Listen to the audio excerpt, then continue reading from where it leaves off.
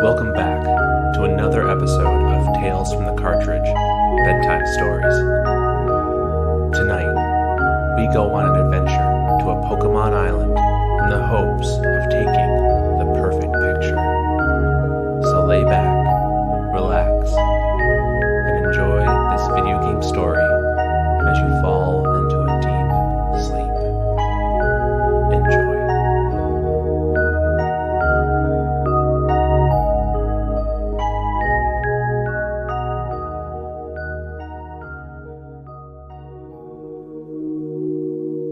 He took out his backpack and packed his things. Camera in hand and extra film in his pocket, Todd Snap set off for his journey. Being a well-known Pokémon photographer had its perks. In a letter he received a few days prior, a professor living in Pallet Town named Professor Oak had reached out to Todd. Professor Oak was interested in obtaining photos of Pokémon living on a strange island in their natural habitats. While it sounded easy, getting the perfect picture of a wild Pokémon was a difficult thing to do. Size, pose, and technique were all such important aspects to getting the right shot. That's why Professor Oak wrote to Todd. Todd was young but skilled behind the camera. He wasn't one who enjoyed Pokémon training, no. But the excitement of getting the perfect picture of a Pokémon gave him the rush that nothing else could. With his green backpack slung over his shoulder and his lucky pink and purple striped t-shirt, Todd set off for the remote island Professor Oak had set up on, rightfully named Pokémon Island. It was a landmass of varying climates, beautiful beaches, deep caves and tunnels, fiery volcanoes, exotic jungles, and wondrous valleys. Pokémon Island was the home to numerous Pokémon from the Kanto region. From Bulbasaurs to Porygons, Todd intended to take a snapshot of them all. Walking into Professor Oak's laboratory on Pokémon Island, Todd was greeted by the kindly professor. Oak gave Todd a book he called the Pokémon Report and asked of the photographer if he would be willing to fill it with premium pictures of Pokémon. Todd smiled and agreed to the job, shaking Professor Oak's hand in acceptance. Professor Oak walked Todd over to show him his latest invention, the 01 vehicle. It was a special motorized vehicle designed to take Todd around the various different regions on Pokémon Island. Each region had a start gate and a goal gate that the 01 would drive to and from, so that Todd can focus solely on getting his photos. Todd's excitement rose in his chest. This adventure he was about to embark on was one that he was meant for. It was the perfect chance to get so many amazing photos of Pokémon. Agreeing to the chance of a lifetime, Todd jumped into the 01 and Professor Oak sent him through the start gate to the beach of Pokémon Island. The 01 entered onto the beach and began to follow old train tracks unused for some time. Todd could immediately smell the ocean to his right. The breeze was cool and the sunlight felt warm on his skin. Without wasting a second, Todd pulled out his camera and aimed it forward.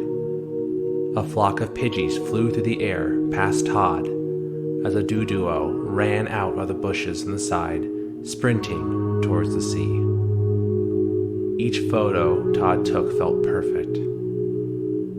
Continuing along the beach, Todd spotted a lone Pikachu. It spotted him and smiled as Todd took its picture. Above the sandy shores, a butterfree fluttered its wings in the air as the 01 took Todd deeper into the area's terrain. In the grassy hills by the ocean, Todd spotted a Meowth peeking its head over a small rock wall. The gold coin resting on its head glistened in the sunlight. Continuing along the track, the The 01 rode next to a patch of tall grass on the left side. Without warning, another Meowth ran out from the tall grass and pranced across the tracks. The vehicle continued to ride forward to eventually find a landscape of multiple tall rocks spaced apart from one another. Running between the rocks was an Eevee, chasing after a strange pink ball. Getting the perfect shot of the Eevee, Todd knew the pink ball had to be a Pokemon, but he didn't have the time to stop and check. He would have to wait for another time. Todd looked back out into the ocean and could faintly make out a Lapras resting in the calm waters. Standing on the edge of the cliff, overlooking the ocean and the majestic Lapras, was a Genghis Khan and its cub. Todd called out to the Genghis Khan in the hopes that it would turn around, but it was too focused and wouldn't look back. Closing in on the gold gate back to the laboratory, Todd and the 01 turned another corner to catch two Pidgeys using a whirlwind on a single Meowth, spinning the cat Pokemon into the air and falling back to the ground. Todd caught the moment on film as the Meowth laid on the ground, completely dizzy.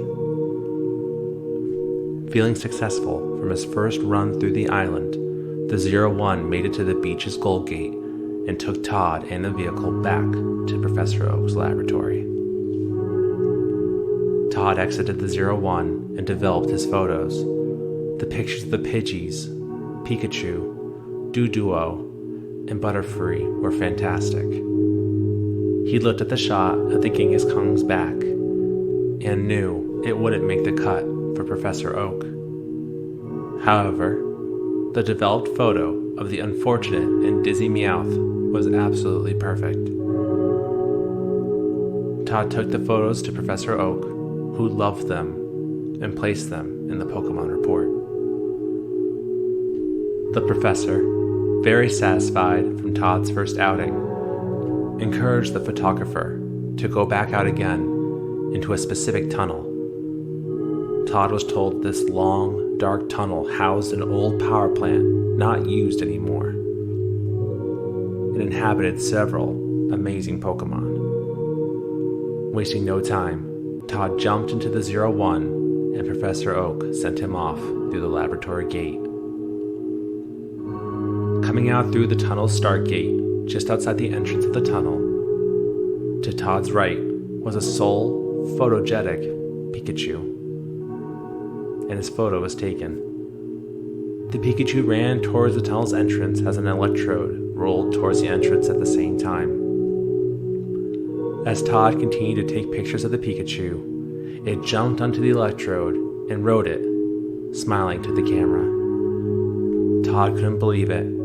The shots were more than perfect, he thought. The 01 took Todd into the tunnel as an Electabuzz ran in front of them, and a nearby electrode exploded, sending the electric-type Electabuzz onto its back. Kakunas descended from the ceiling as Todd took their pictures and entered into a new chamber of the tunnel. The chamber door opened as a Zubat quickly flew by, its wings fluttering as hard as it could. Todd quickly took its picture. He hoped it turned out well. The tunnel was cold and musty, with remnants of the power plant that had once been used there. Into the next chamber, the 01 went as Todd photographed a Pikachu interacting with a Diglett. As Todd took their picture, the Pikachu followed the Diglett until multiple Dugtrios popped out of the ground in surprise. Todd quickly took their pictures, his finger pressing the camera's snap button as fast as he could. Turning the last corner, multiple Magnemites roamed around the gold gate. Aiming his camera up, the Magnemites panicked. Todd stopped and looked around the 01 and found two strange apples. He thought maybe these could be helpful. Throwing one out, the Magnemites began to eat it, and as he aimed his camera at them, Todd was able to get their picture without them panicking. Success, he thought. On the right side wall, a lone electrode sat next to a caved-in tunnel. With his last apple, Todd threw it, but accidentally hit the electrode by mistake. The round Pokémon exploded, blowing away the rock and revealing a new entrance. Todd made a mental note of the cave entrance and left through the gold gate back to Professor Oak's lab. Todd developed his photos again and reviewed them with Professor Oak. The Pikachu, the Electrodes, Kakunas and Zubats, plus the Dugtrios, all made Professor Oak jump in joy. He gave several great scores to the photos and put them in the Pokemon report. Todd explained to the professor that a new cave entrance had been discovered using the apples that he found in the 01. Professor Oak sat, pondering at this new information. He took Todd to the corner of his lab and showed him a new invention: apple-shaped Pokemon food. The same food Todd had found in the 01. Oak asked Todd to take the Pokemon food with him to help get better photos of the Pokemon for the report. Todd happily accepted the Pokemon food. He knew that with these, he can get even better photos than he ever could before. Oak also told Todd that his assistants at the lab followed the new cave entrance, which led to a new region of the island. A new start gate and goal gate were already installed and ready for him to go. Todd smiled and set off again to a new region, the island's volcano. Out from the start gate, Todd rolled out on the 01. With camera in hand and a bag of apple-shaped Pokemon food, Todd ventured forth through the volcano region. The air was thick and hot, the humidity almost unbearable. Todd was amazed anything could live around an area like the volcano. Immediately on Todd's left, a Rapidash galloped by quickly. Todd barely had the chance to take its photo as it quickly ran by. The 01 continued as Todd noticed a Vulpix from afar. Quickly throwing out some Pokemon food, the Vulpix elegantly hopped over to the food as a quick photo was taken. Todd knew that this Pokemon food was a great idea. The photographer, riding the 01, drove across narrow paths with lava flowing on either side. The young photo taker kept having to wipe away the sweat off his brow because the heat was so intense. Across a lava pit on the solid ground was a Magmar and Charmander. Todd threw out Pokemon food for the two and readied his camera. The Magmar, wanting the food only to itself, attacked the Charmander with a flamethrower attack. The flamethrower knocked the Charmander down as a bright light enveloped around it. Todd was amazed. He continued to take the picture as the Charmander evolved into a Charmeleon. It was bigger now, its skin a deeper red. The newly evolved Pokemon stood up and knocked over the Magmar, taking the apple-shaped food for itself. Todd stared back in amazement, happy to see such an amazing thing occur, though he did feel bad for the Magmar just a little bit. Moving over yet another small and narrow path, a massive egg blocked the way of the 01, causing it to stop. To the left, across a river of lava, was a Charmander. Todd threw over some Pokemon food and took its picture as it ran over. Suddenly, from over the hill behind the fire Pokemon, a group of Charmanders ran out, looking for more Pokemon food. Todd smiled and quickly threw out more food as the Charmanders began to eat. The flames on the ends of their tails grew large and bright, their happiness easily shown from the food that they were eating. Todd aimed his camera and took several shots. He couldn't believe his luck. The only thing that could beat this moment might just be seeing a mystical Pokemon. But that could never happen. After he finished taking photos of the Charmanders, Todd turned, looking at the large egg blocking his way. Taking out some Pokemon food, Todd chucked it at the massive egg. Surprisingly, the egg flew through the air as Todd realized what he'd done. He cried out, extending his hand as the egg fell into the lava, and for a second, everything was quiet. The 01 started to move as Todd stared at the mass emerging from the lava. A Moltres shot through the air and extended its wings out. Its cry could be heard from miles away. Todd's mouth dropped as he quickly snapped out of it and snapped some pictures of it. The Moltres flew away into the distance around the volcano as Todd couldn't believe his luck. Maybe there was something to this island, he thought. He never thought he'd ever take a picture of a Moltres. He wondered what else he might find. As he approached the Goal Gate, Todd spotted a Charmeleon circling around a lava pit.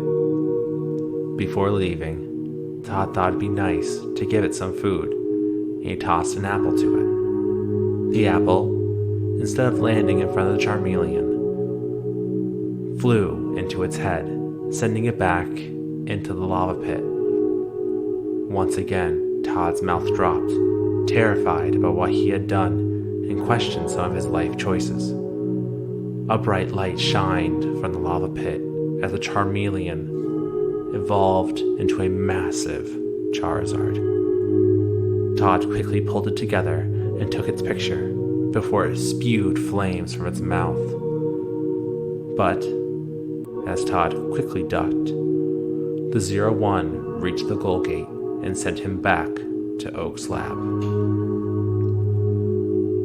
Slightly charred and very sweaty, Todd developed and reviewed his photos with Professor Oak. The professor, extremely impressed with the group of Charmanders, the close-up of the Charizard, and the unbelievable shot of Moltres. He praised Todd and stated that he knew he was the right photographer for this job. Oak led Todd back to the 01 and told him that the next region he would travel to was the island's river resting in the jungle. From the start gate of the river, Todd went out. He was surprised the 01 worked as a boat. He wasn't even nervous floating on the water with it. Todd floated down the river, seeing pollywags hiding in the brush. Their little eyes could be seen between the bushes. He threw out some food to lure them out and snapped a pic. Down the river he went.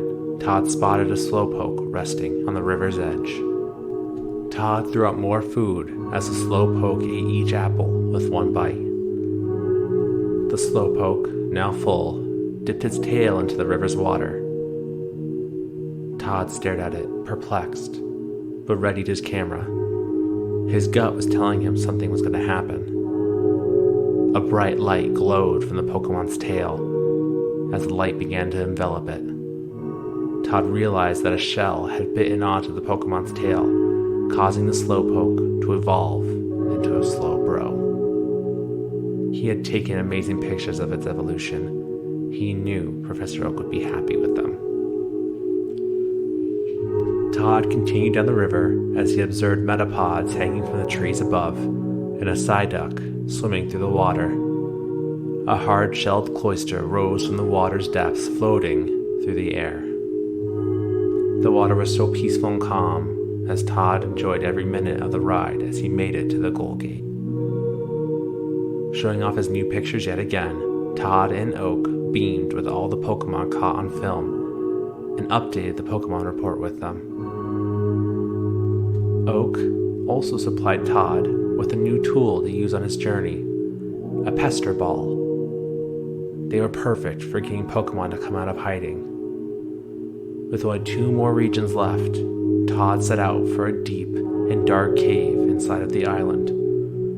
The entrance of the cave was a straight fall, so a start gate couldn't be set up.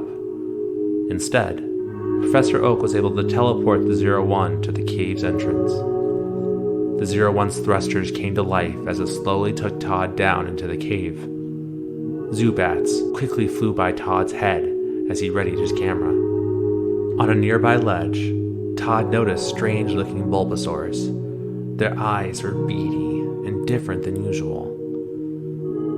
A pester ball in hand, he threw it, hitting the Bulbasaur and revealing its true identity. A Ditto, he thought. Todd laughed out loud as his voice echoed throughout the cave. He took a few pictures of the smiling Ditto and continued on. As the 01 flew forward, Todd noticed a coughing, terrorizing a poor Jigglypuff.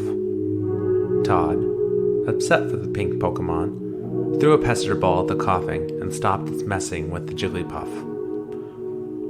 Todd descended down to see two Jinx standing next to an odd-looking egg. He threw a Pokemon food at it, like he had done with the Moltres egg at the volcano, but nothing happened, to Todd's sadness. As Todd made his way to the goal gate of the cave, he could hear a faint singing that was getting louder and louder. As he neared the gate, Todd found the Jigglypuff he had saved earlier performing. Its voice was nice and soft, causing him to feel peaceful and very sleepy.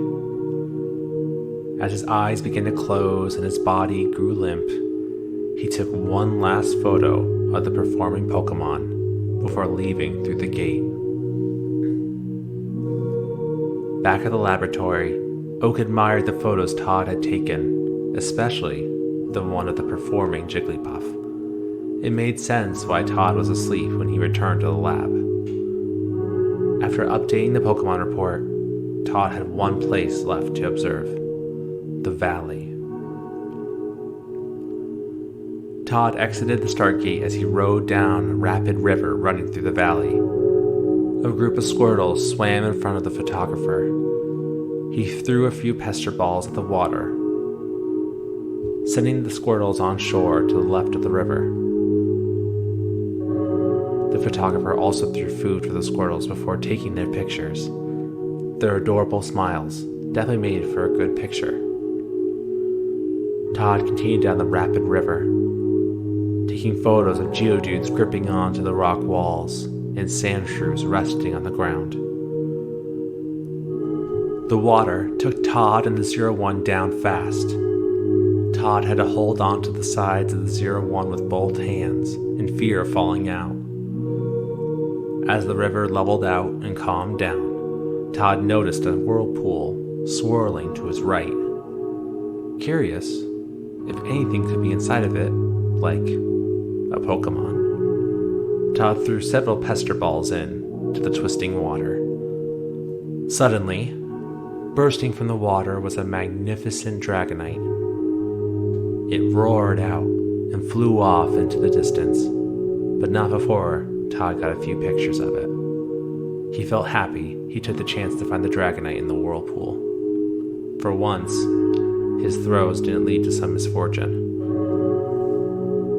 As he got closer and closer to the goal gate, Todd noticed a Mankey standing on the peak of a short mountain, angrily throwing its hands in the air, trying to intimidate the young man. A Squirtle at the bottom of the same small mountain smiled at Todd and jumped into its shell. Todd, thinking he knew what the Squirtle wanted, threw a pester ball at the shelled Pokemon, sending it up and hitting the Mankey off the mountain and tumbling it down. Todd stopped and wondered if he had made a good choice. As he turned along the river bend, the Mankey that had just been kicked off its mountain stood angry and upset, its arms continuing to flail around, its eyes narrow and mad. Behind the Mankey was a mysteriously large switch. Todd knew in his gut that he needed to hit that switch, and, unfortunately for the Mankey, it had to be done in a rough way. Todd took out a pester ball and threw it at the Mankey, knocking it back and onto the switch, setting it off. A large metal gate off in the distance opened, and the river took Todd through it. At the end of the river was a small lake with a small hut nearby. A familiar face exited to greet the photographer. It was none other than Professor Oak. The kindly professor happily greeted Todd and explained that his research helped him discover the 6 hidden Pokémon signs rested on Pokémon Island. He believed the signs had something to do with the important Pokémon on the island. Todd asked what the signs looked like, to which the professor explained that they were scenery that resembled Pokémon. With Todd's help, Professor Oak felt that they could discover the mystery of the island together. So Todd went off again and took photos of each of the 6 Pokémon signs. The kingler-shaped rocks on the beach, the pincer shadow in the tunnel, the coughing-shaped gas from a volcano, the cubone-shaped tree on the side of the river, the constellation of Mewtwo in the cave, and the Dugtrio Mountain in the valley. Todd collected each photo and presented them to Professor Oak. Todd waited as the professor did his work using the information from the photos of the signs. Once finished, Oak explained to Todd that the signs are exactly like the constellations seen from Pokémon Island. The sky. The rainbow cloud floating in the sky was the secret region, Oak explained. That's where Todd had to go next to discover the mystery of the island. Todd was confused, but accepted what Professor Oak said. Todd felt excited. Maybe he could take the picture of a whole new Pokémon. Jumping back into the 01, with excitement fueling him, Professor Oak sent him off to the rainbow cloud in the sky. Todd teleported with the 01 and landed in the rainbow cloud. The cloud of beautiful colors floated underneath Todd as the stars above shined brightly in the night sky. The constellations of the Pokémon from the Pokémon signs showed clear and bright in the starry sky. From thin air, a small pink Pokémon with a long tail showed itself. Todd was stunned. He had never seen anything like it before. He also noticed a weird bubble surrounded the Pokémon. It ruined the shot when Todd aimed his camera at it. Thinking quickly, Todd threw pester balls at the bubbled Pokémon. The bubble would react to the pester balls every time they hit. Once the Pokémon was hit, it would disappear and then reappear again. It almost felt like a game to Todd as he continued to throw the pester balls. The mysterious Pokémon continued to play with Todd until finally a pester ball broke through its bubble. Todd quickly took out his camera and took the perfect picture of the Pokémon. It even seemed like it made a cute pose for him. Making it to the end of the rainbow cloud, Todd looked back at the cute mystery Pokémon and smiled. The Pokémon looked back at Todd as well and seemed happy. Todd and the 01 teleported back to Professor Oak's laboratory. Professor Oak nearly fell back in disbelief when he saw Todd's photo of the mysterious Pokémon. Oak explained that that Pokémon Todd had found was the rare Pokémon Mew. Oak went on and on about the picture being perfect. The size, the pose, the technique, everything was flawless.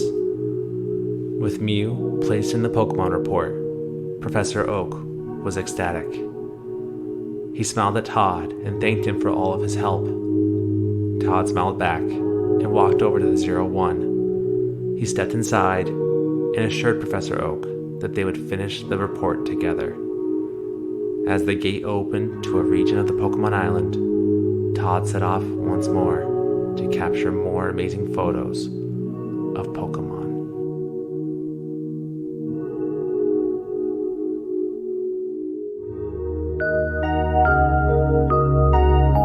Thank you so much for listening to another episode tales from the Cartridge, Bedtime Stories.